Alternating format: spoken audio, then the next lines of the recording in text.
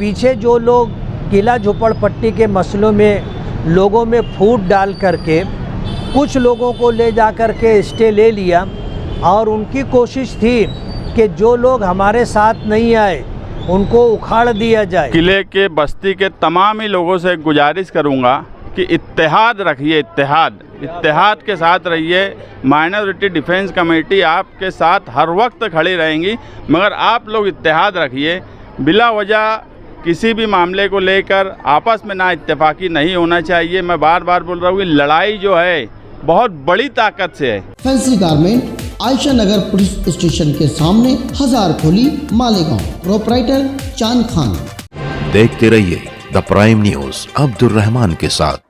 कल रात होते होते किला झोपड़पट्टी वालों के हक में एक राहत भरा फैसला मुंबई हाई कोर्ट की तरफ से आया। कल हाई कोर्ट ने किला झोपड़पट्टी के 237 झोपड़ों को वक्ती तौर पर राहत देते हुए 133 झोपड़ों की तरह 17 जून तक उन झोपड़ों को ना उखाड़े जाने के अहकामात दे दिए हैं, यानी उस पर स्टे दे दिया है। फिलहाल किला झोपड़पट्टी की हालत उस मरीज की तरह है जिसे 17 जून तक वेंटिलेटर पर रख दिया गया है। 17 जून के बाद किसी भी वक्त तो उम्मीद की ये डोर टूट सकती है। ऐसे संगीन हालात में जब बस्ती पर बुलडोजर चलाए जाने का सदमा लेकर किला झोपड़पट्टी के 3 लोग मौत के मुंह में चले गए, बकिया बस्ती वालों की सांसें अटकी हुई है। बस्ती के उजाड़े जाने की उम्मीद लगाए हुए यहाँ के परेशान हाल लोग किसी मेहरबान चेहरे को ढूंढ रहे हैं। ऐसे में शहर के सियासतदानों को सियासत सूझ रही है। बजाय इत्तेहाद का मुजाहरा करते हुए अब ये एक दूसरे को नीचा दिखाने की कोशिश और क्रेडिट लेने के चक्कर में नजर आ रहे हैं। ऐसे हालात में शहर एमएलए मुफ्ती मोहम्मद इस्माइल कासमी जैसे साहब इल्म मामला फहम इंसान का इख्तलाफी बयान खुद उनकी वक़्त और अवामी मकबूलियत को कम करने के लिए काफी है।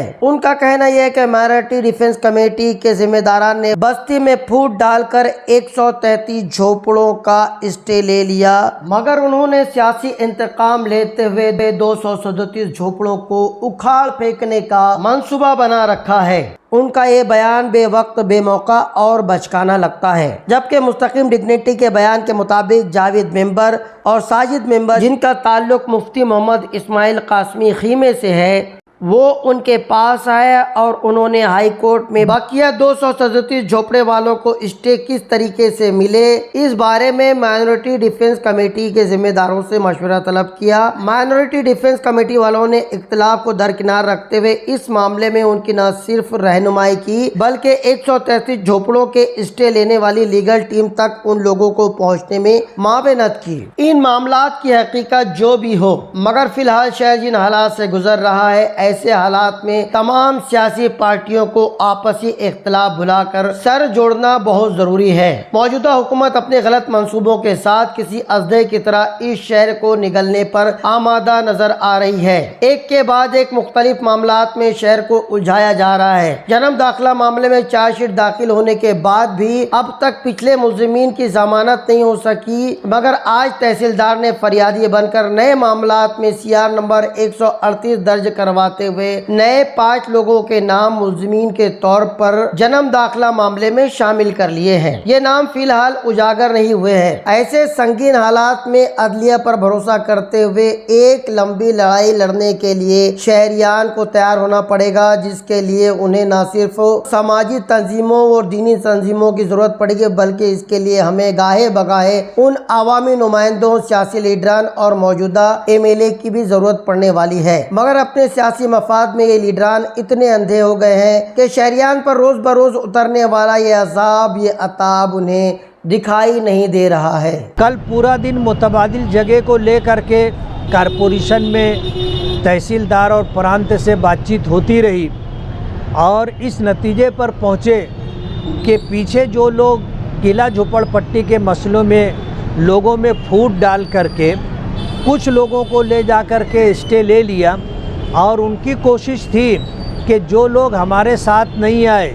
उनको उखाड़ दिया जाए। जब ये सूरत हाल सामने आई तो बाकी जो 237 झोपड़े रह गए थे उनको इस बात पर आमादा किया कि हमको भी कोर्ट जाकर के स्टे ले लेना चाहिए। किले के बस्ती के तमाम ही लोगों से गुजारिश करूंगा कि इत्तेहाद रखिए, इत्तेहाद के साथ रहिए। माइनॉरिटी डिफेंस कमेटी आपके साथ हर वक्त खड़ी रहेंगी, मगर आप लोग इत्तेहाद रखिए। बिला वजह किसी भी मामले को लेकर आपस में ना इत्तेफाकी नहीं होना चाहिए। मैं बार बार बोल रहा हूँ कि लड़ाई जो है बहुत बड़ी ताकत से है।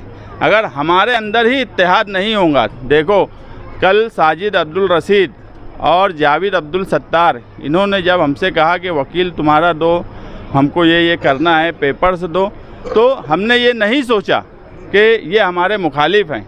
हमारे लिए ज़रूरी ये था कि यार गरीब लोगों के घर हैं और यहाँ पर सियासत नहीं होना चाहिए, इनकी मदद होना चाहिए। आसिफ शेख साहब भी मुझे यही बोले कि हर हाल में उनकी मदद करो, किसी भी सूरत में उनका मामला कोशिश करो कि रुक जाए, और हमने कोशिश की। मगर बस मैं यही बोलूँगा कि इत्तेहाद रखिए, पूरे लोग महल्ले के इत्तेहाद के साथ रहिए, क्योंकि मैं देख रहा हूँ कि मामूली बात को बिला वजह की बात बनाकर आपस में इंतसार हो रहा है। क्योंकि ये लड़ाई कानूनी है तो जमहूरी भी लड़ाई हो सकता है, तुमको आगे लड़ना पड़े। तो इत्तेहाद बहुत ज़रूरी है। आप सब लोग एक साथ रहिए, इत्तेहाद के साथ रहिए।